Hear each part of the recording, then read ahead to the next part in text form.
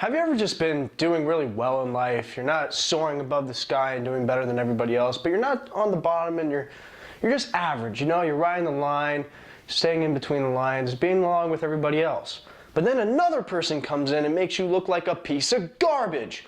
Well, that personally hasn't happened in my life, because that would suck. But damn well it happened to Incredibles 2 this year, and Wreck-It Ralph. Get out of here, Incredibles 2. Get out of here, Wreck-It Ralph. I haven't seen you yet. There's a new sheriff in town, and he's red and blue and crawls on walls. Okay, so there were 2 pre-screenings this weekend for this movie, and I went to both because I didn't have anything else to do this weekend. Don't blame me. Anyway, that's besides the point. I went into this movie and I had a blast watching it. Now, many moons ago, when I first saw the trailer for Into the Spider-Verse, I was a little bit hesitant.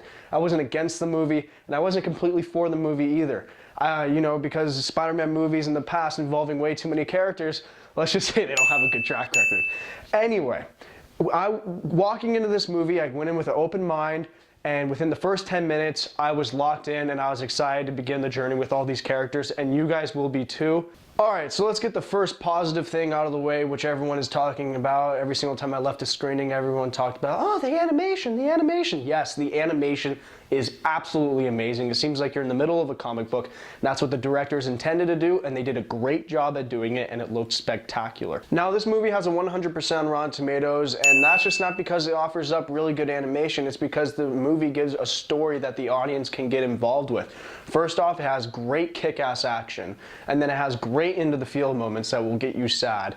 And oh gosh, the Stan Lee cameo. I'm not going to spoil that one, but very, very great moment in the film, and it's just so sad when you see him on screen, everybody goes, ah. Now, my favorite part of this film is the comedic aspect to it. Now, when I saw the trailers originally, I'm like, all right, the comedy might not be for me. It might be a little bit more for younger audiences. I mean, even Incredibles 2 does it. And I'm like, there's some moments in that film where I'm like, oh, come on, like, that's like for 4-year-olds. But it should be, because they're animated movies. But what Into the Spider-Verse does so well is the comedy is well-rounded, and it has a variety for something that anyone will love, ranging all the way from 100-year-old film critics born in 1920 and people who were born 5 years ago and are going into this movie for their first time. And that is why this movie has 100% on Rotten Tomatoes, because it does such a good job at making sure it targets everyone and it can hit anybody at any time with emotions. I'm in a glass case of emotion!